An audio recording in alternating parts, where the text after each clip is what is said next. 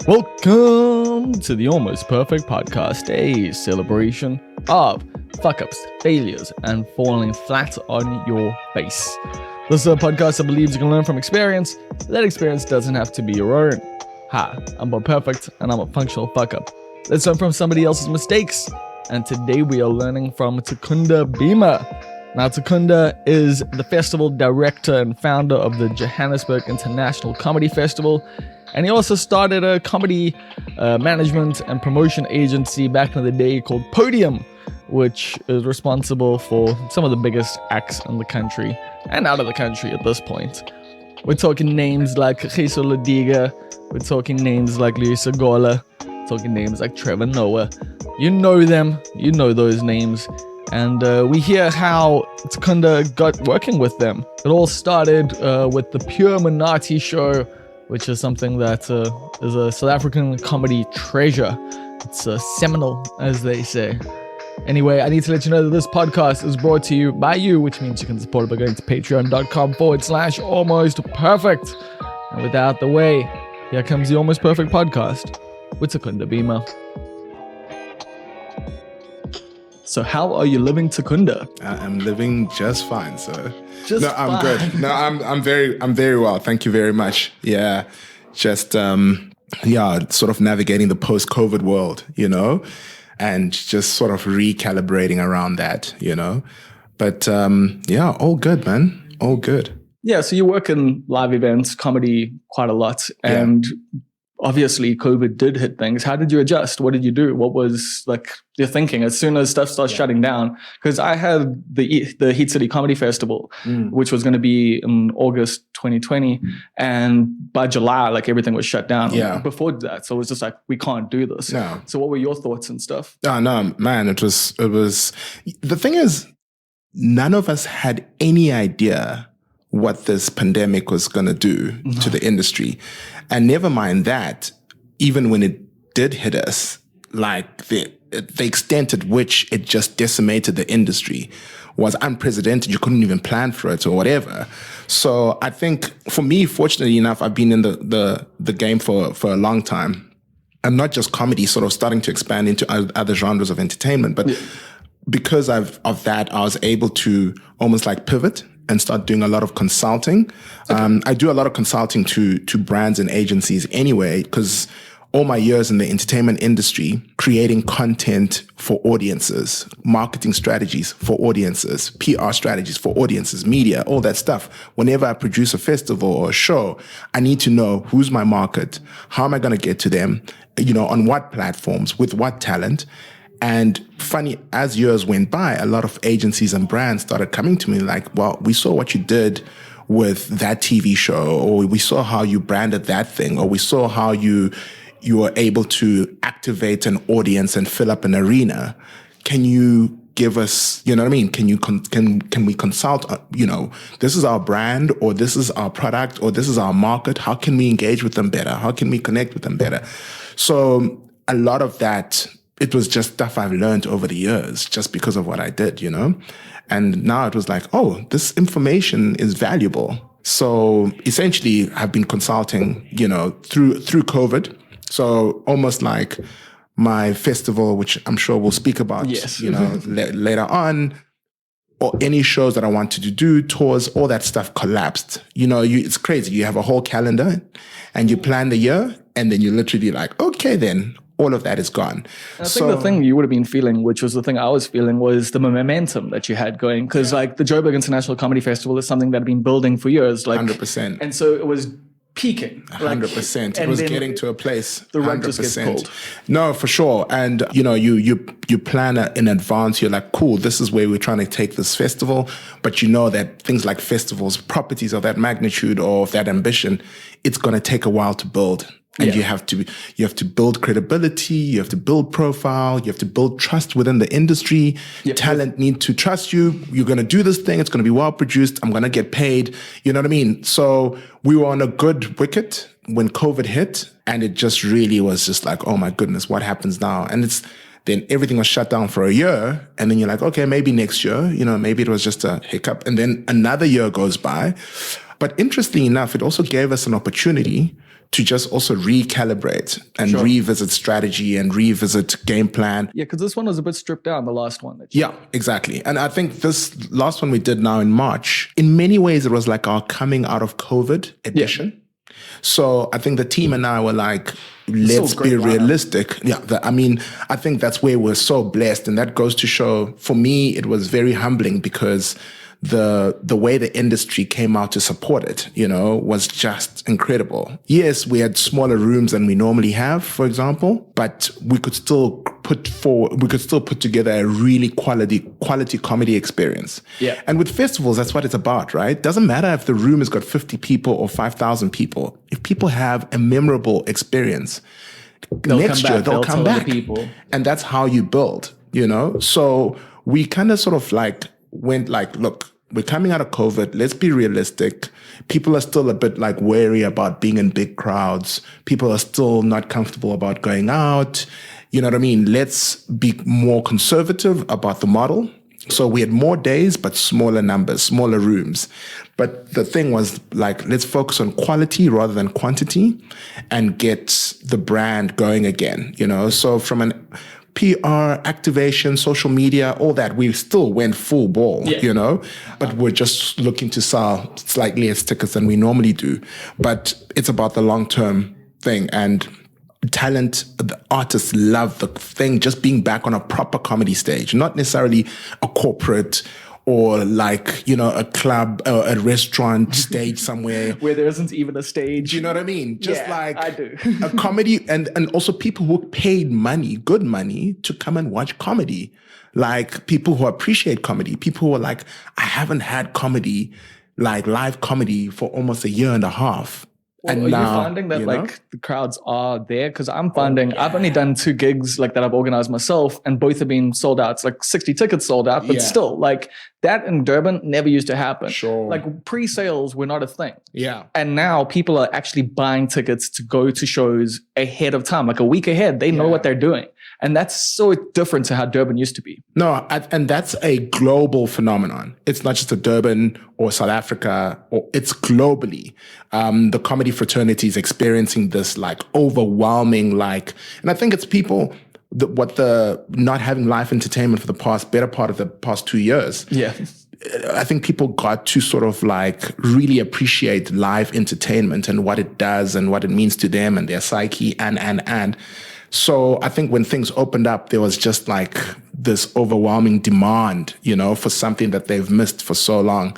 And I hope it's sustained. It'll probably... Well, with not finances at the moment, that's the issue that I'm facing. Well, I'm thinking in my mind, I'm facing, like, we haven't really seen the limitations yet. Like getting back into the like promoting side of things seem pretty good, but I am stressed about, people's wallets at the end of the day. Because this is something Luis Ogola mentioned when I chatted to him, was just the middle class markets in South Africa is so small, and they're the ones who sustain comedy. So 100%. Is that something you worry about? 100%. I ran my comedy agency Podium for 10 years. Yeah. And one of the reasons why with all the sort of great success we experienced and enjoyed during that 10 years, which I'm, so humbled by, and it was an amazing journey. We'll get into it now. Yeah, we'll get into it. But one of the main reasons I parked Podium in that iteration of a model of business was primarily because of that. We realized that in a lot of the stuff that we're doing, because obviously we were managing comedians, but we're also producing shows, we're producing their content. What we realized is that very quickly, especially premium level talent, top tier talent, like your Trevor Noah or Lois Ogola, guys were becoming almost like a big fish in a small pond very quickly. Yeah. And getting to a glass ceiling in terms of, so never mind the numbers, but even in terms of the opportunities. So if you're a comedian in South Africa, you aspire to, do a one-man show tour, have a TV show, maybe be in commercials, get brands, do a theater, do an arena, do all the biggest shows, in South Africa, whether it be Blacks Only or, the Funny Festival, whatever it is. But now I feel like Lois Ogola, within a short space of time, you've done everything. Yep. But that's why he's, he did the Apollo and stuff like that. Because he knows the level isn't here anymore. It's there. But having said that, there's some comedians who get to that level and they don't leave. Do you know what I mean? Yeah. And what ends up happening is like, it's almost like the walls start closing in on them because they can't grow any further than the glass ceiling won't let them go any further. And it's also, I guess, like the iron sharpens iron. And, like if you're at the top, there's 100%. No one else to try and be better than. 100%. So, and also if you think about it, just in any endeavor of expression or, sport or whatever, art, you get to a certain point and now you are, excelling and you're at the top of the food chain, if you want to put it that way. You're always going to aspire for the next level or the next step. So if you're a football player, you play for the under 18s, you want to play for the under 21s, then you want to play for Kaizer Chiefs, the main team, and then you want to play for Bafana, and then you want to go play for Tottenham Hotspurs, or do you know what I mean? Yeah. You want to go to the World Cup. Now, what I was starting to happen. Podium was meant to be, well, when you started it, where you're like, let's create the Premier League. So I think, because I'll say it. It's like, the guys you got involved were, and are to this day, some of the biggest names that have ever come out of South Africa. And you got them at a time where they were starting to become big names. But I do think Podium was responsible for a lot of them getting further. And also you produced the Pure Monate Show. Yeah, the second season. That's the Pure Monate Show. You know how influential that show is to me and to I think everyone doing stand-up comedy now, because those guys that were part of that, and then some of them went on to do huge things in comedy. You're looking at your Lisa Gola and Trevor Noah in particular, but even your David Kabukas, Stuart Taylor, Stuart's killing it around South Africa in general. He's one of the biggest names now. Yeah. Kabuka's overseas. How did you, so you were like, let me start the Premier Leagues here, basically. No, not even that. And I'll be absolutely, I'd love to say that. And so it's sometimes when you look back and when people look at maybe our journey and the Podium story, and they look at maybe where we ended up and the successes and what the talent went on to do, it's very easy to say, oh, you had a great plan and it worked out. Yeah. I won't lie to you. I think the thing for me was I produced the second season of the Pure Monate Show 2005. Was that the one with the Survivor Soweto? Yeah, and Survivor Soweto, Survivor Kwamashu, and it was rock and roll. But I was very fortunate. Kagiso Lediga is, I think people, as much as people know what he's contributed, I don't think people truly understand the contribution he's made, and certainly in my journey, because I'd never produced a TV show before I did the Pure Monate Show. And how did that happen? I've never produced a TV show after that. That was the only thing I've ever produced. But how did it come about? The show had done incredibly well in season 1. Yeah. It had critical acclaim, and it had just completely ushered in this new voice, in the comedy space that had never been experienced before. And Kagiso actually pitched the Pure Monate Show to the SABC 6 years prior to it being commissioned. He had actually forgotten about it. He pitched it to the SABC. Years went by, nothing. Kagiso was in Edinburgh at the Edinburgh Comedy Festival, his very first Edinburgh Comedy Festival, and he got a phone call. And, hello, it's such and such from the SABC. And he's like, okay, how can I help you? And they're like, we want to commission your show. We want to do it. He's like, what show are you talking about? That show you pushed. And he had literally forgotten about it, kind of thing. And then he was like, oh shit, the Pure, you want to do? He's like, yeah. And, we want a TX within a month or something. And he was just like, I'm in Edinburgh. Busy, I'm a bit, and they're like, listen, that's the slot. It's to kind of take it or leave it. He had to leave the Edinburgh Comedy Festival mid-festival to come back and do the show. And I think they did season 1. He wanted to have a young production company, young everyone, young director, young producer, because he wanted to tap into a certain way of thinking. But I think when it's like a whole lot of young people and they've got a big chunk of money, they did a great job of producing it, but they didn't have the experience. So there was issues with the production from there was outstanding debts and all that kind of stuff. And so the season 2, the SABC were like, look, your ratings, it's undeniable what the show has done, but you guys need to get a project manager or something. We're going to give you budget, but you also need to recoup whatever debts from season 1. You need to sort it out within this budget. So Kagiso had to look for so they said, get a super seasoned producer. But what that meant is getting somebody who was old school and conservative. So Kagiso was like, I'm going to get a project manager. So I'd done a BCom degree majoring in law, came out of university, didn't know what I wanted to do. I did project management for a little bit. That's the funniest thing to hear. You did law and like into what you got into. Law. Yeah, I did law, and that helps with contracts. I'm grateful for that because it helped me a lot along the way. But they needed a project manager, and a friend of mine, the editor of the show, went to school with me, and he was like, "Hey, this guy's never produced anything, but I think he's good for the job." And Kagiso had an interview with me, and he was like, "What if experience have you got?" And I was like, "I got nothing. I don't even know why I'm here." So were you not in comedy at all before then? No. That's amazing. No, nothing. Not in comedy, was not in production. I was nowhere. I was doing project management. I was semi-professional rugby player. It was all a mess. But Kagiso was like, interviewed a couple of people, and he was just like, I don't know if you shouldn't be getting the job. You got no experience, you got nothing, but there's something. There's a connection. Let's go. And that's how I got onto the show. And I'm so fortunate because I feel like it was such an exciting time for comedy. And the country was 10 years old. Yeah.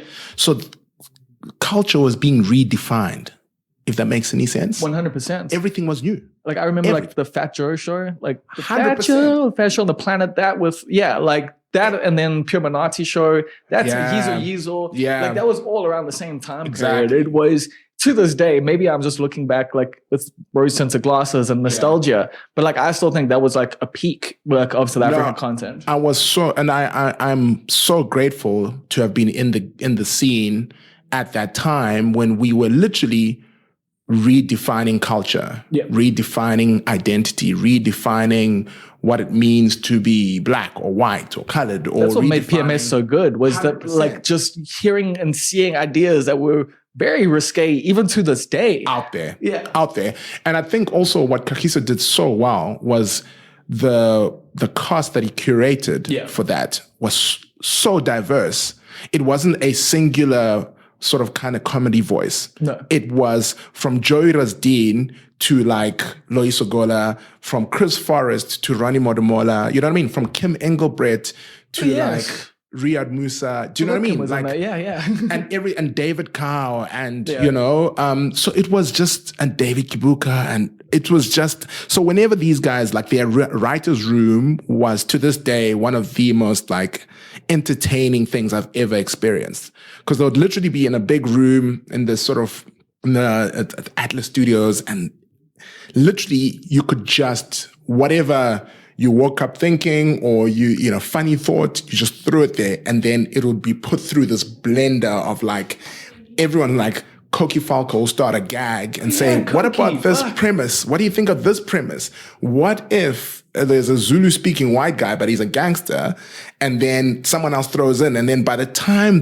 the sketch is done, it's like this thing that has been like carved out by, you know, 10 of the country's youngest, hottest comedy minds, you know, at the time. Carried on though, like with writers' rooms since then. So you look at LNN, you look at Bantu Hour, and I've chatted to people working on them, they seem to describe it similarly to what you just said about PMS. And that's Kagiso's contribution. Because I think that probably, I stand to be corrected, but that was probably one of the first writers' rooms done like that in the country from a comedy perspective. Sure.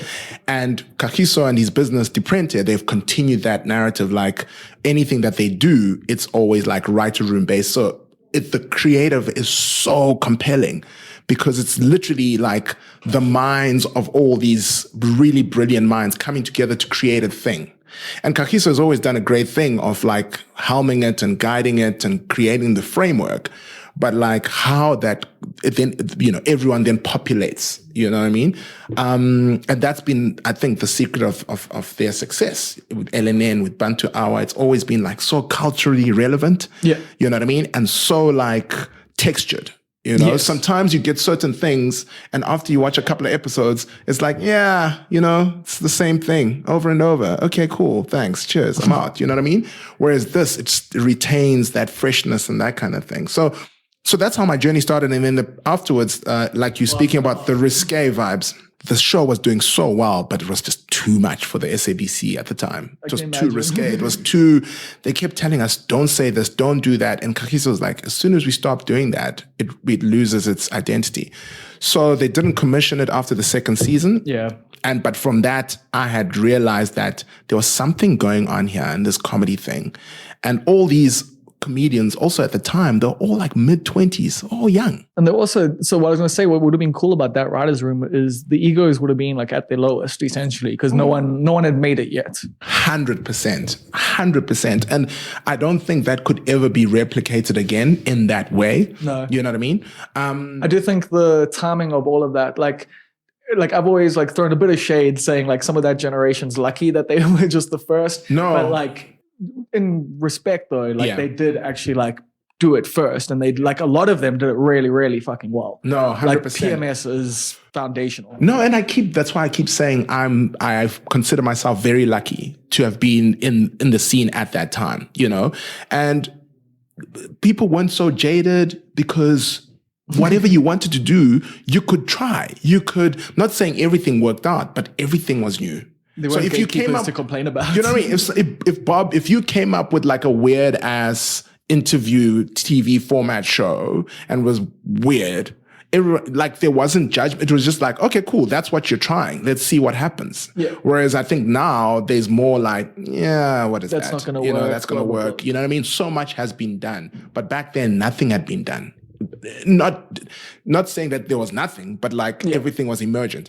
So I saw, and I was just like, there's something here, and I think I can contribute something, because I was like, all these young comedians, all they have is their craft, and they're brilliant, but they didn't have a business model to what they were doing. They didn't have a strategy. They didn't have a linear plan. Like, okay, cool. This is where I'm now. This is where I'm trying to go. And to get there, this is what I need. Have you always been like that though? As someone who's been like, goal driven.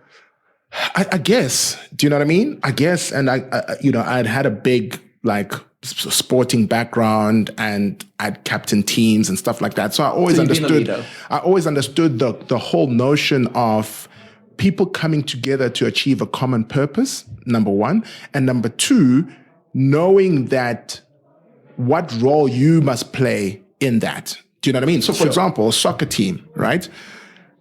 If you're a goalkeeper, you must be the best goalkeeper you can be. And you're not scoring the goals. No. But the team's success is dependent on you, like staying in your lane in that way and being the best at what do you understand what I'm saying? I understand 100%. Yeah. So which is, to a large extent, people have always asked me, oh, did you ever do comedy yourself? I was going to ask if you ever wanted to. Not really, actually. Because I've always felt like if Loyiso Gola is a striker, he's the striker. He's the star of the show. Like, but the team wins if I stay behind the scenes and I do what do you see what I'm saying? Oh, 100%. No, like we need people like you, but like the South African comedy industry doesn't have many people who are actually producing. Like, I mean, I organize my own stuff because I'm from Durban, and if I don't, I won't. You fall. have to. Yeah, like you have to. No, and it's so hectic. But yeah, I think for me, I just realized that very quickly, and I was like, let's see. So basically, and that's when I started my agency Podium. Yeah. And also to a large extent. Who did you approach first, by the way? Sorry? Who did you approach first? Kagiso. Oh, obviously. But primarily because I lived with him. So, so I was like, the relationship I'm here. Like that. So I was like, dude, I'm here. I might as well manage your stuff. You know what I mean? Fuck, that's cool. And I remember we stole, after PMS, we'd bought computers and we stole one of the computers, and that was our thing. And we put the computer in the kitchen of where we stayed, and that was the office. So it was so funny because he was my housemate, but he's also my client. We'll be partying together, you know what I mean? And then in the morning, he misses his flight because we're partying. And then I'm like, but dude, how, you missed the flight, this gig. And you're like, but you were there with me last night, bro. We're having a good time. What are you talking about? So it was this weird, it was such an interesting dynamic, but the friendship was what underpinned it. And I understood him. I understood what he was trying to do. And that was literally the humble beginnings. It was literally from there. And I think the same way Kagiso gave me a chance with producing the Pure Monate Show, when I was like, yo, Kags, I think I'm going to start an agency and I'm going to represent young talent like yourself. And also at the time, there was no black producer, black promoters, black agents, black managers, but all the talent that was coming out was of color. Do you know what I mean? Yep. So I was like, I think I understand you guys. And also we're the same age. So I understand like your pain points. I understand like the stuff that excites you, blah, blah, blah. But at the same time, I can take you to these corporates and I know how to position you, package you so that you can, you know what I mean? You can earn money from corporates and from your brand and all that kind of stuff. So anyway, so it started like that. And it literally there was no big plan. There was literally, let's give it a go and see what happens. And a lot of learning on the ropes, a lot of like making mistakes. I can imagine at that time, especially, there isn't much of a roadmap ahead of you. No. Like there aren't people who, like, you can look overseas, but even then there's nothing where like, oh, democracy just happened. Yes, exactly. And the diversity of audience and trying to reach all of them and knowing who to put where and how to reach those audiences. Like you were saying, that's the biggest, like, I think that's the hardest part about comedy in South Africa. It's not the performing it. The performing it's fine. It's getting the audiences to see the right comedian. Yeah. Because you're often performing club gigs to people who are just there, which is great. Yeah. But like actually getting to your audience, like someone like Skulk's done it really, really well, but like I think there are so many people who are like just like struggling with that thing of like, how do I actually tap into my audience? 100%. Well, even before that, how do I build my audience? Well, that's essentially what I'm... Because like you mentioned Skulk and, I think people underestimate how much he's had to work to build his audience. It's every day, all day. Like that's, do you know what I mean? And it's literally like who he is, his truth, how he engages the audience, the content he puts out, the roles he takes on. All of that is part of building his audience. And now he is where but he's had to work for that, And I think that also, whenever I speak to promoters, whenever I speak to managers and agents from overseas, like in bigger comedy markets, whether it be the UK or the US, even Canada, I always say to them that I'm so envious for them because the audience is already built. Yeah. Do you know what I mean? All they need to do then is have a smart route to market strategy for their comedian and position them, manage them, produce them in the right way. But the audience is already there. Whereas with us, like, you have to work so hard to put those bums in seats. I think people don't even realize how long it took Trevor. Like, he was at the top of his game for like 2 years before he was like as big as he got, 100%. Like the Cell C stuff. Like 100%. Everyone in comedy knew who Trevor was, but like the country took a while to actually like get on board. Exactly. So because of all these things and it was all emergent, there was no big plan, but I felt that the talent on its own for me was like, if we could package this talent well, position it well, and build a narrative, a strong narrative behind them, I was like, something could happen. And then Kagiso was first, and then Loyiso Gola was our second artist. That's a fucking great 1-2 punch. Loyiso Gola, then David Kibuka, and then Trevor Noah, and then Eugene Koza. Yeah, that guy is a phenomenon, but we'll also talk about him later. I'll get him on here eventually. And at the time, it really wasn't, I was just like, I saw in all of them, besides being talented comedians in their own right, I just felt that they all had such a unique story to tell. And when I say unique story to tell, I'm not talking about their upbringing, just their perspective. Yes. And all 5 of them was also different to each other. So in my mind, it was never a case of rating them against each other or ranking them against each other. So often people used to say like, hey, we want to book one of your comedians. Who's your best comedian? And I'm like, what kind of comedy are you looking for? What's the gig? Who's the audience? Do you know what I mean? Because for me, there was never this one's better. Yes, commercially successful. Of course, Trevor was like, you know what I mean? It still is. But I think for me, it was about... He's like the Jerry Seinfeld of South Africa, essentially. Like, you'll never reach like that much money, like as long as you try. It's crazy. No, it's unprecedented, And I have in my mind, I finally figured out beyond the talent, also just the impact that he had. There's also other factors there. But yeah, so the Podium was then these 5 guys, and I'm like, cool. And also it was at a time when managers and agents back then had such a bad rep. They still do. And they still do, which is unfortunate. And I guess they'll never have the best of reps. Do you know what I mean? Never. Well, there's people who earn their reps, people like you, like, you know, like that's the thing. It doesn't matter of in this industry over time, you learn who to work with and you learn who not to. 100%. And everything you do. And I mean, I made tons of mistakes, but one thing I guess for me, another thing where I feel I've been very fortunate is because everything I ever learned in comedy, I was taught by comedians. Do you know what I mean? So I always operate from that perspective because everything like from PMS, then Podium, and every success we had, it was propelled by the talent I was working with. And they are them bringing me into their world, you know, and that kind of thing. So it's also important in that you don't get them booked in shitty rooms then, you know, like without a stage and stuff like that. Because you hear comedians saying like, you know, I just want people seated in front of me, like with a mic, you know, I don't want people eating and this and that. But like a manager or someone who's not taking that kind of stuff in 100%. Isn't thinking about what's the room like. Because they're just thinking, cool, we can get 50 people in here, they'll eat, we'll get a percentage of that. But then you're creating a shit show for the comedian. 100%. So because from PMS, I was rolling with the comedians. I'm with them. Listening. I'm with them at home. Do you know what I mean? I'm with them. I'm partying with them. I am in their world. You know, I'm going out for food with them. I'm broke with them. Like sometimes we'll all be broke, you know? So the thing for me is because comedians taught me everything, that's how I learned about like, just in terms of shows, how to produce shows for comedians to enjoy them. If a comedian has fun on stage, it'll be a fun show. Half the job is already done.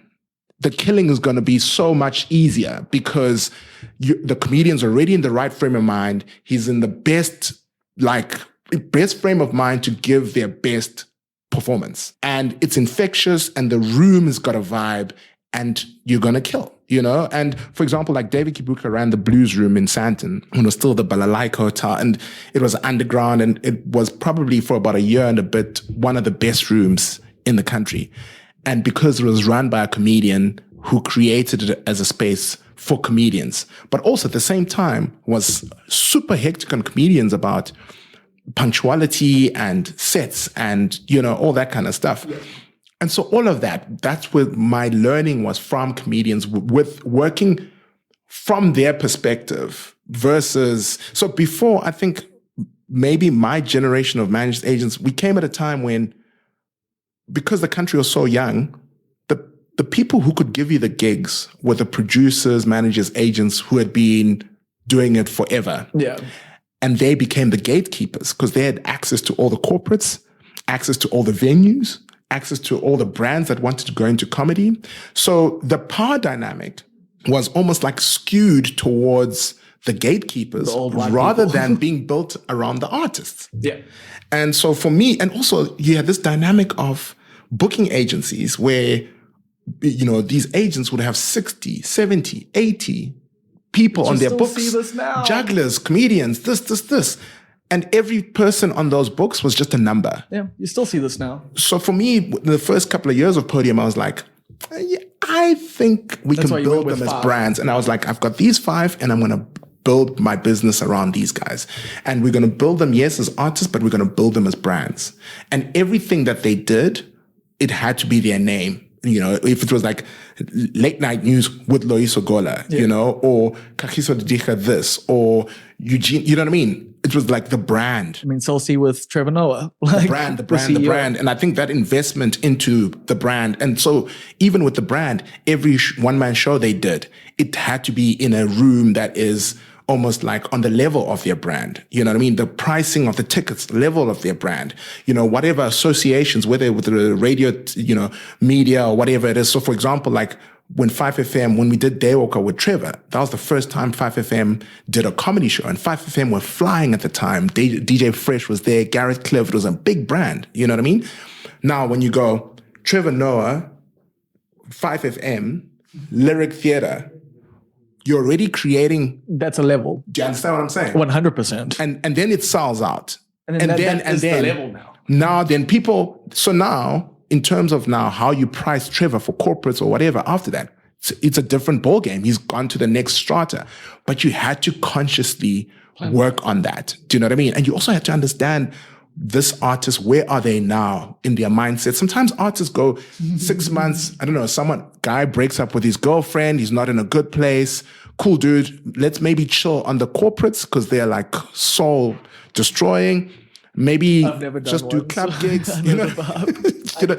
Do you know what I mean? You've never done a corporate? Never done a corporate. I've done I MC the closest thing I do to corporates is emceeing like music festivals and gigs like that. That's my corporate because it's not a corporate, bro. Yeah, I'm just saying. I'm just saying because I can't do those. Yeah, like you're doing it in between, like the CEO coming and giving a little speech, and you're telling your jokes, but no one's laughing because they're not sure if they can or can't laugh. I personally just never got into comedy for that. And I know people do get into it for the money. And of course, I want to earn a living off of this. And I understand that is a level for people. But that's just me. No, and the corporate thing. Understanding my brand, And look, to be fair, not all corporates are the same. Sure. But they're generally soul destroying for artists, right? Yeah. Primarily because it's almost like as close as comedians come to literally being a court jester. Yes. You are the hired entertainment dance. You know what I mean? Let's do things, make them laugh, funny man. You know what I mean? And it's just not a room that's conducive for It's not conducive. And then also half the people there are getting comedy imposed on them. They were not there for the comedy. They were there for the Anglo, gala dinner. Yeah. Now all of a sudden there's this comedian and sometimes it's not your type of comedy versus 1,000 people pay to come see Bob do Bob comedy, and they worship you, they love you, they're your people. I mean, that's the dream. Do you see what I'm saying? Yeah. And once you've also experienced that, to then have to go back to a room where no one knows you, no one appreciates you, no one really likes your stuff. But it's good to be humbled sometimes, I guess. It's good, but try and make Cristiano Ronaldo play in some shitty game for no reason. You know what I mean? Yeah, why am I leaving my house for this shit? So it was a delicate balance. And I think, but the unfortunate thing, especially back then, without the corporates, you couldn't sustain an existence. You couldn't sustain a living. I think that's changing now. But I think most comedians will still say that, without the corporates and without adverts. 100%. In South Africa at the moment, I mean, you watch TV, you see Glenn, you see Skulk, you see Shanre, you see Mojack, you just see all the comedians in all the ads. And that's how come whenever I come up here, they pay for my food. Sure. No, and back then there wasn't any of that, right? Yeah. Because comedy wasn't as mainstream as it is now. And comedy still has a big job to do to really earn its place in the mainstream sort of main market kind of thing. I wanted to ask you what you think about this sort of stuff now. Yeah. So I think Podium, first couple of years, the 5 guys, it started working out, How long did it take for things to really start to pick up? I think a good 2 to 3 years, I felt. Okay. Maybe 2 years. Okay, so what were the first ones like? So I think the first year was really just trying to figure out, what does it mean to run an agency? Where is the potential? Where is the money? Comedians, if they're not doing corporates, what are they doing? Are they in clubs?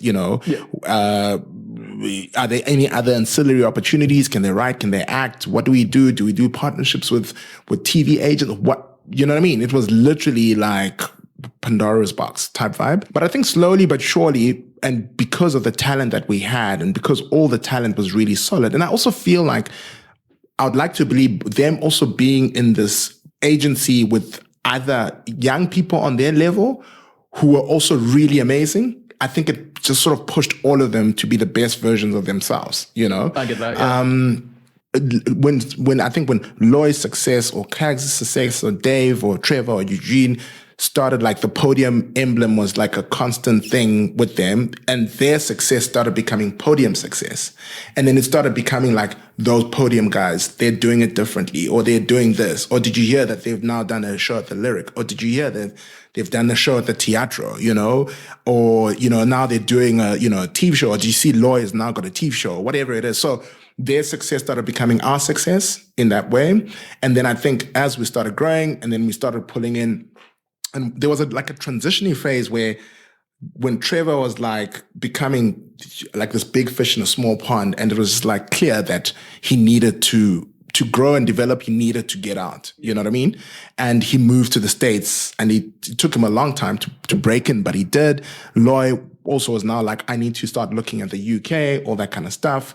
Kags also was just like, but the TV and film, because he's a storyteller. That's Kags, you know, and comedy. And he's a facilitator as well. Stand up is one of his mediums, but now he was also writing, he's acting. So I think as the walls were closing in and the sort of big fish in a small pondness started sort of suffocating guys. As these guys were moving, Podiums also started bringing in other guys. That's when Stuart Taylor came in and Conrad Koch, and we're already working with like Robbie Collins and Tolas Mo and Asia B. There was a whole lot of comedians. There was like a transitioning phase there, the next wave. But even then, I was also starting to realize like there's more comedians that come into the scene every year. So let's say there's the comedy cake, right? There's a comedy cake. And it gets baked at the beginning of every year, and then everybody eats from that, right? Now, the cake was not getting bigger. It was incrementally getting bigger every year, but like by small margin. And the comedians are just... Which is the demand. Let's call the cake is the demand, you know, and everyone eats from the demand. The audience. The audience, the corporates, the brands, the TV shit, you know, all that stuff. So it wasn't growing significantly, but the supply was growing exponentially because every year was the next wave of comedians. And in that wave was like the next whoever, the next whatever, real talent. I think it's been harder for those guys though to like break through the way your first five did, you know, because of the fact that there's always new people in that. So it's so hard for someone to really establish themselves long term. I always used to say, I remember saying to comedians back then, I always used to be like, especially when guys are starting to make it, I was always like, you know, once you get to a certain level, I was like, it's not about where you are now. It's about where you're going to be when the next version of you arrives. So, do you know what I mean? So, for example, if we're to use if we to use David Kibuka as an example, like, dude, like I remember, like he did his Grahamstown, he won a award, you know, standing ovation award, blah blah blah, and he was pretty stoked because he was like he'd always had this opinion that he was a better writer than he was a comic, and you know what I mean? And all of us were like, dude, you are a genius. Like David, there's some, I was speaking to Mojack the other day. We still remember some of his premises. Like to this day, they are like, he was so ahead of his time in that way. He won this award and I was like, dude, but now it's not about where you are now. It's about where you're going to be when the next David Kibuka comes. Because he's coming and he's going to be younger. He's going to be hungrier. He's going to be you 5 years ago. How do you compete with that? So the thing is, it's continuous. You have to keep pushing. You have to keep growing. You have to keep developing. And you literally have to jump from one deep end to the next. You know what I mean? Once you've conquered this deep end, how do you find the next deep end? And I think Trevor's done that like... Well, there's nowhere else for him to go. Like, there's no bigger stages he can do. Like, if you look at his journey, even once he started when he broke through in the States, he could have chilled. He could have been a correspondent on The Daily Show and that's it. And that would be a monumental achievement. But he's always, and even back when we were working together, he always looks for the next thing and he's like, let's go do that. Do you know what I mean? Yeah. And he's continued to do that. And his success now, I think people, beyond his talent and everything and his marketability, I don't think people understand how hard he works and how much doubt he has to contend with and how many naysayers. I mean, I wouldn't imagine that guy has much self-doubt, but okay, like, I mean, every comedian is just a ball of insecurity. Every comic, because you live in your head, right? Literally, all you're doing is having a conversation with yourself constantly. You're telling yourself jokes. You're also, like imagining yourself on stage. You imagine it going well. You imagine it going bad. Like it's, And I think that's why like comedians are so always like 5-2 depression. You know, because they live in their heads all the time and they're continuously like having conversations with themselves and what about this, what about that? And you get on stage and you say what you're thinking and people laugh and it validates your thoughts, it validates you. And then the next time, and then the next you say something, no one laughs. It's like you rejection. That's exactly it. You know all that validation's gone. All that, even though you know you can do this thing, you've told this exact joke 100 times and it worked. 100%. So now it was the first time it didn't work, and you will literally hate yourself for the next 3 days. 100%. And the thing is, it's like, how do you imagine? I always say to people, because I'm always like, yo, comedians are so hectic and they're so deep and they're so dark and blah. And I'm like, imagine if rejection was a big part of your job. Like, I'm glad you see do you that. know what I mean? Like, yeah. And for me, when I started understanding those kind of things, I understood comedians a whole lot better. Do you know what I mean? And a lot of the time, just little kids looking for approval. Yeah, it's so hectic. But but I also feel that's why comedians have this camaraderie that no other like genre. I'm obviously very biased. Yeah. But I feel like comedians, and I've traveled with comedy all over the world, and I'd be very fortunate, and big scenes, big festivals, talk to big agents. I've seen and, Instagram, you know. And the constant thing is like, because I think it's something you mentioned earlier, like the humbling nature of comedy, you know what I mean? Yeah. No matter what level of stardom you get, comedy will always humble you on some level. Yeah, your next bad gig is like just around the corner always. And everyone's had a bad gig. Yeah. So but even Trevor still will have bad gigs by his level. Till whenever. That's what people don't get. And the thing for me is, but that's what makes them soldiers of the same struggle. Yes. You know what I mean? Because every single person, it's like, has gone through that. So you as a comic, Dave Chappelle and Bob Perfect have both done open mics. And they're both, you guys literally could sit down and you're maybe on different spectrums of your comedy careers, but you could connect on certain experiences. Because you've got a shared experience. And that's what happened. Like if you think about all over the world, if you have a shared experience with someone, you will always have that connection because of that. And one thing that I've seen, like, which is so fascinating, you go to like the Just for Laughs Comedy Festival in Montreal. One day. Huge. I mean, it's comedy for a month. It's over 1 million people. Just think about that. Yeah. 1 million people, right? And there's this, the Hyatt Hotel in Montreal is basically where all the industry stays. I know all about comedians, it. Yeah, you know what I mean? I've listened to enough podcasts to know about the Sure. Hyatt. Yeah, and the Hyatt, like the bar room. Is where all the discussions in the when all the shows are done and everyone's now come back to the hotel and it's 1, 2, 3 in the morning and you look around you and there's Kevin Hart, there's James Acaster, there's like, you know what I mean? But they're busy chatting to Robbie and like, yeah. But in that room, it's almost like the titles collapse and the celebrity levels collapse. And all it is comedians connecting as comedians. Although I guarantee you everyone in there is busy feeling like some type of way still. No, of course. You're like fanning out big time, you know what I mean? But all that needs to happen, for example, is Kevin Hart has got a big arena show at the Bell Center. He needs to sort out five minutes in his set that he hasn't fixed because he wrote it on the plane on the way to Montreal. And he just needs to just feel it out. And he literally says to the organizers, can I just do an open spot in this show?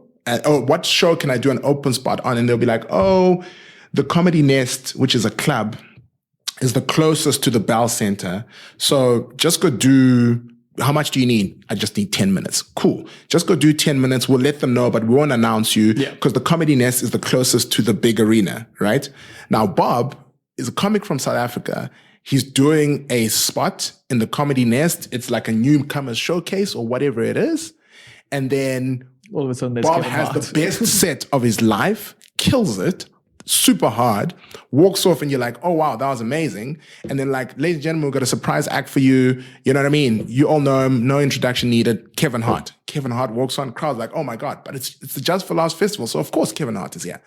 Kevin performs, does what he needs to do, leaves with these people, gets into the car, goes and does his show to 20,000 people at the Bell Center. But later that night, he's chilling at the bar. He sees you and he's like, yo, man, dude, you were at the Comedy Nest tonight. You killed it, man. What's your name? Oh, Bob. Where you from, bro? South Africa. Oh, shit. So, you're Trevor. So you're busy saying the Robbie and Chappelle story, essentially, because that's like, I'm just imagining that's what happened. But that's repeated, right? Yeah. Now, if you were to take any other form of entertainment, whether it be music or whatever it is, you know what I mean? Tom Cruise, chances of Tom Cruise randomly chatting to Bob at the bar. On your indie film, yeah. You're not going to be in the same bar to start off with all respect. You know what I mean? I know, I'm not a Scientologist. So for me, that's always been such a special thing about comedy, like the great leveling. You know what I mean? And it's soldiers of the same struggle. You come through it's the same rite of passage. It's just everyone has varying degrees of success, but it's the same thing. You know what I mean? Agree with you 100%. And that's why I'm always like, you always have to see it as that's one big thing I've always said to especially young comedians, is just like, find your truth, and your truth, whatever that truth is, and then use that as a lens. Can your truth be not knowing what your truth is? No, and that's part of the journey. Like discovering your voice. People say...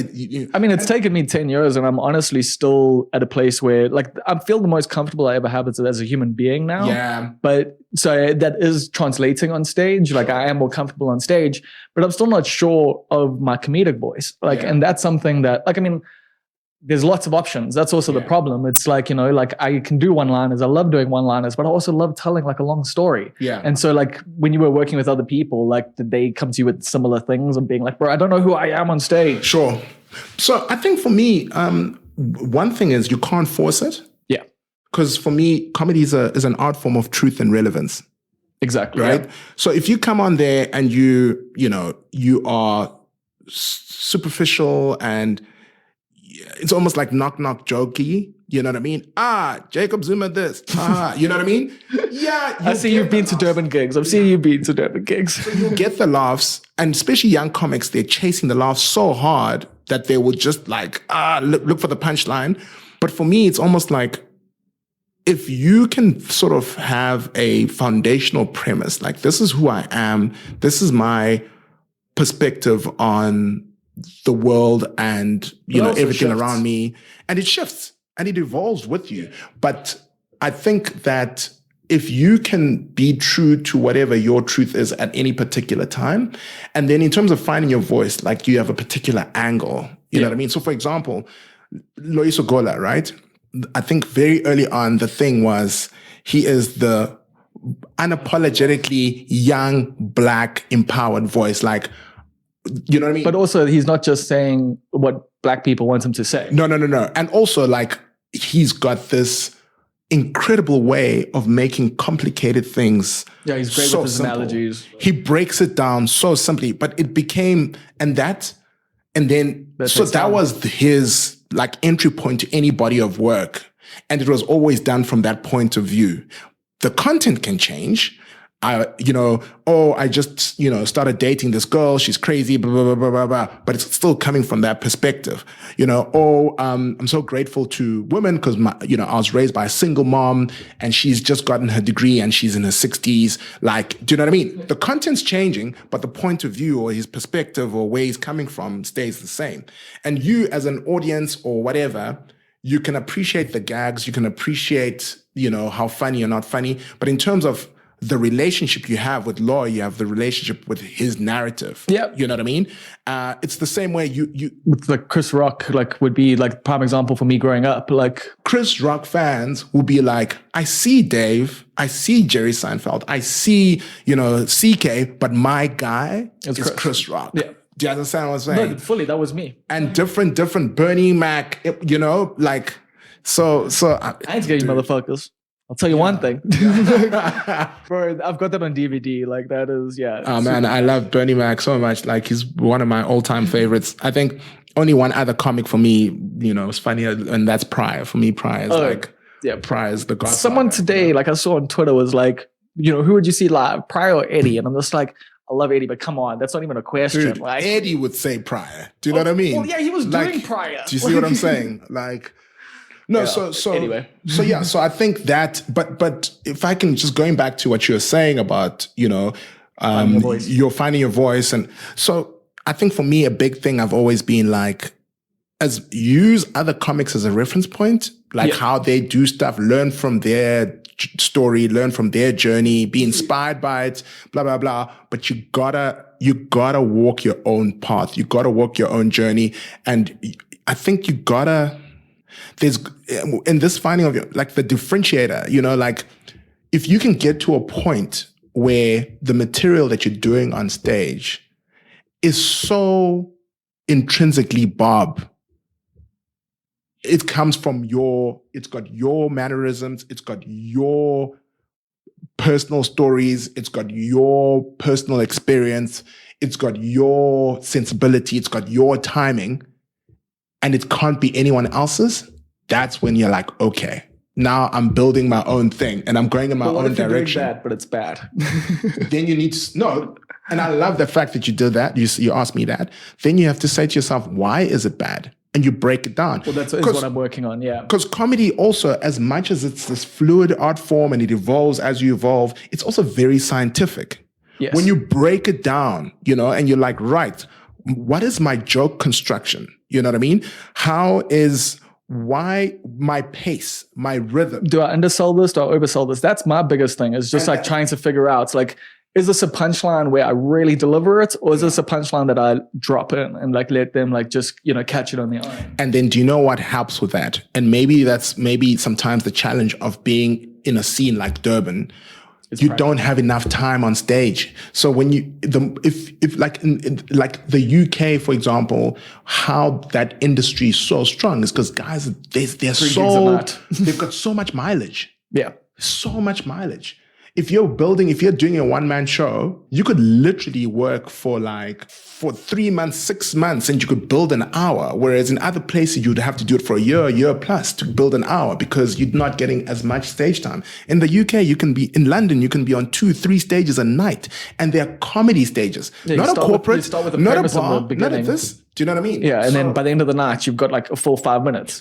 So you just said to me now, like, sometimes I don't know, should I undersell it and then let the punchline sneak up on them? Or should the setup be as strong as the punchline? Do you know? But now you could literally say, right, I have try 3 different 30 gigs this week. And by the end of the week, you will know what's the best way to do it because the audience would have told you. Do you see what I'm saying? So I think that's also another big thing that those markets have over us. I feel pound for pound, like just pure talent, South Africa is one of the hottest comedy scenes in the world. And I know I'm biased, but I always say, and people, I've said that to big agents and managers, and they say, why? And I'm like, because, for example, in Australia, I was saying, in Australia, the majority of your population is white, middle class, English speaking. So it's very homogenous. Yeah. And if you see a lot of Australian comedians, for them to really break out, this is just my theory, they end up having to really work hard at being unique and different. Because otherwise, you're saying the same thing to everyone. No, that's why Jim Jeffries is so out there. What, do you think he's different to your average Australian? I imagine Jim to be like a bloke, just sort of like an Australian guy. He is a bloke, but he takes it there. Yeah. But he had to. Because if he didn't, he'll be the same as everyone else. Okay. Do you know what I mean? If you're I was just thinking his unique selling points is on the global stage, is his Australianness, like to me. But the thing is, if you go to Australia, a lot of the comedians are talking about the same things as each other from the same perspective. Yes. Because they are all white, middle class, English speaking for the most part. So yeah, there'll be difference. Of course, every person's different to the next. But if you have come from a similar value system, it's going to be very hard to be different. Do you see what I'm saying? Yeah. Whereas in South Africa, we're multilingual, multicultural, multi-class, multi-geographical, if you want to put it that way. Yeah. Durban is already different to Maritzburg. Maritzburg is already different to Pretoria. There's black people in the Eastern Cape are different to black people in the Western Cape. Boksburg versus Benoni are completely different. So do you see how many layers, how much diversity there is, not just in like ethnicity or whatever, but just in terms of there's so many different cultural touch points. So what ends up happening is that we have a gold mine of material, a gold mine of perspective, a gold mine of opinions. And what that does is just makes us naturally, and also because when you perform in South Africa and you want to do well, you're performing to different audiences every single set, almost. Right? That is the big thing in South Africa that like, I don't think if you don't do comedy, you don't understand. It's just how different every room is. 100%. So now, especially if you're in the corporate sector or whatever, one day you're doing a gig for Caltex to like, it's a big awards thing for the petrol attendants, but then the next day you're doing a gig for Anglo Gold and it's, you know what I mean? But you need to be able to adapt to whatever is put in front of you. And that's why I also feel like when South African comedians travel, we are able to adapt much easier than most comedians from other places because they're used to performing to a specific audience. You know what I mean? So for me, pound for pound, I feel like we are just in an environment that has made us comedically agile and strong, and we're able to adapt. The thing, though, is that we don't have as many comedy rooms, as much comedy stage time, and that's the challenge. But you see as soon as Lawyer's in the UK and he's doing comedy in London, like he just explodes immediately because now he's like got all the stage time. Trevor the same, and comedians when they go to Edinburgh, like Skok is in Edinburgh, is doing well. Conrad. Like that doesn't surprise me at all. You know what I mean? But yeah, I think the world will see it as we become more and more part of the global scene. But because of guys like that and Edinburgh and stuff, like we are becoming a part of global scene. You look at also not just that, it's the various Montreal, Brisbane, like all the different, no, not Brisbane, Melbourne comedy, like all these different comedy festivals, like South Africans are actually traveling a lot more. Exactly. I do want to ask you one last question, and then I guess I'll chat to you again next year because I wanted to ask you more about the festival stuff. Sure. But we have gone over time now, and I don't know what your schedule's like, but I assume you're quite busy. Yeah. So I'm going to ask you the last question that I ask every guest is, what is a big mistake that you learned an important lesson from? A big mistake that I learned an important lesson from. Sure, bro. I made so many mistakes. Like they're keeping my phone Not keeping your phone on silent. I think big mistakes, I guess, and it's been a continuous learning of the same thing, but I guess it has been trying to be someone that I thought I should be versus going with my instincts or going with my intuition. So that's how I ended up studying law, right? Because I thought that's what I was meant to be doing. And I think that and the sequence, it took a long time for me to realize, like, actually, like, and it's something that I used to say to comedians all the time. And then at some point, I was like, hang on a minute, that could also apply to me, which was like, beyond anything else, go with your truth. Stick to your truth. Hang it, like your truth is what you have. And if you can build your career around that, because your truth will always be your truth and nobody else's. And if you can make a success of that, imagine that. Like, Bob, we need more of your truth and for you to make more money. Do you know what I mean? It's like, and so I think for me that not being true to myself, and not being true to my innermost instinct, intuition, like belief, and just going a certain direction because, oh, that's what's done, or that's what you should be doing. And even with a lot of when I was managing initially, I was very conservative because I was like, am I doing this right? I don't know. And the comedians are like, dude, let's go. Just, you know what I mean? Just book the venue already. Let's go. And I'll be like, you know? So I think that would probably be it. And I think now I trust myself more. I lean into my own. And it's funny because many people say, yeah, but you got all this experience. You've done all these things. But life, you just continue. You don't stop learning. You know? The crazy thing is it all started literally with just being asked to submit your CV, basically, for a production thing. Yeah. And then it led to all of this. Meanwhile, your life could have gone completely differently. 100%. That's so fucking cool. I love that. It's been a hell of a ride. Cool, man. Well, thank you so much. That's it. Thanks, bro. Really appreciate it. Cool. So that was Takunda. Hope you enjoyed that. Hope you enjoyed the stories there. Finding out a little bit more about the history of South African comedy. I definitely, like this one was a treat for me. It also came at a good time, you know, especially with doing the Point Waterfront Arts Festival, which we've got comedy happening from the 9th to the 11th of September at various venues like The Breakfast Room, The Chairman, and Robson's down in the Point Waterfront area. And if you want to know more about that, go to almostperfect.co.za/shows, where you can see who is joining us from around the country for solo shows and duo shows and lineup shows and just the whole comedy extravaganza, along with a lot of other art and music stuff that's going down at the Point Waterfront Arts Festival. But I'll just tell you, we got Mojack, we've got Mojack Lohoko, just in case you weren't familiar. We've got Kate Pinchuk, we've got Sophie Jones, we've got Leah Jazz, we've got Waylene Bjerkes, and we have got Yassine Barnes coming through from out of town to join us Durbanites. And on the Saturday, the 10th, we're throwing a pretty big party. This is like, you know, my gig. I'm gonna be hosting it, and there's bands and there's comedy and there's DJs.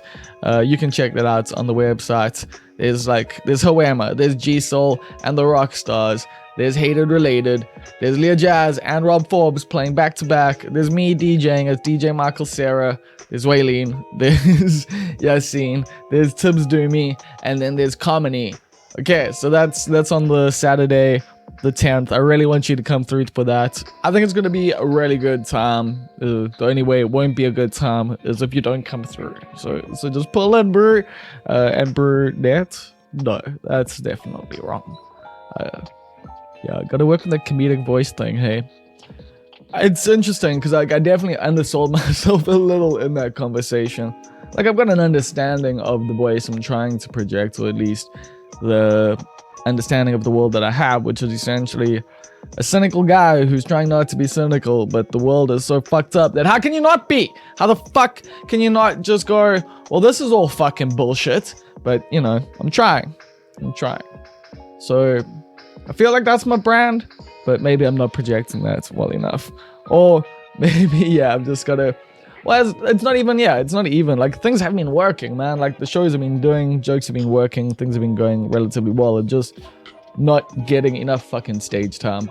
So, need to change that, and then I can start feeling a little bit more comfortable, I guess. Because, yeah, getting back on stage after years of not doing it, and not knowing, you know, if you're going to get to do it again is quite something. And yeah, like, I'm just got some ring rust, I guess. And yeah, we'll work it out as time goes on. Anyway, what else is there? Yeah, I fucking had a great time in Joburg with Coco and Ree. Went to their party Mistaken for Magic, which was at Smoking Kills, and that's a fucking sick venue. I really liked it. It gave me old school Burn meets the Winston kind of vibes, like when they were next door to each other. It's definitely had that kind of vibe, and the band was sick. Zoo Lake, I think they were called. They were really sick. And then, yeah, Aaron Peters and a couple of other cats from the other radio were there. So finally got to, like, meet some of them and got to chat to them. And I was like, what up, Aaron? I know you're probably listening to this at the moment. Yeah, it was funny. Both Aaron and another person, like, I was chatting to who listened to the podcast. I was telling them something. They're like, yeah, no, I know. I would listen to the podcast. I was like, oh, shit. Yeah, there are people out there who do know my life story a little bit, I guess. So I sometimes forget that. Those are people that, like, I don't necessarily know, you know? Like, I know I've got people who are my friends who listen to the podcast. And I also know I've got people who are friends who don't listen to the podcast. I'd say that group's probably a bit larger. But, fuck. Also come to realize that there are people out there who I'm not necessarily close with. I don't know them that well, but we know each other from around the way. And y'all listen to the podcast, and that's fucking rad, man. That really stokes me out. And I need to just remember that, yeah, people like the things I do sometimes, you know? Like, I spent so many years of my life, like, just, like, seeing myself as an outsider and as just the I don't know, the antagonist, I guess, to a lot of things. And I'm growing, I'm learning, and I'm learning to accept that, yeah, people actually dig me. People actually dig my vibe and the stuff I put out there. And if they didn't, there wouldn't be fucking 130 something episodes of those podcasts. But anyway. Yeah, insecurities and childhood fucking coping mechanisms, I guess. Pretty hard to get rid of. Like, apparently it takes time. Apparently. Anyway, yeah, I guess that's that. I had a sick time in Joburg. Oh yeah, also partied with some of the comedians after Court Waylene's one-person show. So that was sick. Yeah, at the Dunkeld Theatre, which apparently is closing down soon, which fucking sucks because I've always wanted to do something there. It looked like a really rad spot to do stuff in Joburg. It's a pity that it's going to be going. But Waylene was sick. Fucking saw Leah. She was sick. Can't remember the names of the other comedians, but everyone was great. And then, yeah, we had a good time. We went to Bar Black Sheep and then Street Bar named Desire. Both great names for places, both rad vibes. Really like Baba Black Sheep. That's like, yeah, just a room with a bar and music. That's a barber in the daytime. It's fucking rad. It's a cool vibe. I like it. And then the next day I did Toasted, because I love Toasted. Their soup and the fucking cheesy sandwich together is just fucking immaculate. Like, I will go there. Like, I will make a plan to go there whenever I'm in Joburg. Pretty much just for that, just for the soup and the sandwich. Although I've got to give another sandwich a try at some point. Cool. So that's that. That's the vibe, man. Like, that's all I gotta tell you. I could keep rambling. We could keep talking, but I'm gonna let you go, because I've got to get some work done. I've got a whole little festival thing going on. I've also got some other work going. I've got writing. I've got podcast editing. There's a bullshit internet job that helps keep the lights on, and yeah, so I'm a little busy, which is always good, and I'm sure you are too. So with that out the way, it's time for the shout-outs. Now, the shout-outs is a section of the podcast where we shout out the titular titles tier over at patreon.com/almostperfect. And this is a tier, a $10 tier, etc., etc. You know the vibe, right? You've heard me say all over this before. You're not new here. If you are new here, just go to patreon.com/almostperfect and you'll get the vibe, okay? I'm done with this shtick for now. So shout-outs as always to Rousseau, who is the storage clerk of Subtle Heresies in the Lesser Overberg region. Shoutouts to Russell Grant, the Far East correspondent. Shoutouts to our key grip, Neil Green. Shoutouts to the Almost Perfect hedge fund manager, Karan Sleman. Shoutouts to our spiritual advisor, Vishendra Naidu. Shoutouts to Riz Ventura, the director of purchasing. Shoutouts to King Julian. Shoutouts to Karan Chetty, the assistant to the regional manager. Shoutouts to Kath Jenkin, the endeavor ruler of the universe, and Queen Swifty. Shoutouts to our executive producer, Stephen Olafia. And shoutouts to our benefactor, who is anonymous. Of course, I want to thank Damien Root, who did the bed music you hear underneath me, and the fucking banging intro song you hear each and every single week. And I want to thank you for listening all the way through to the end, and I'll catch you on the flip side.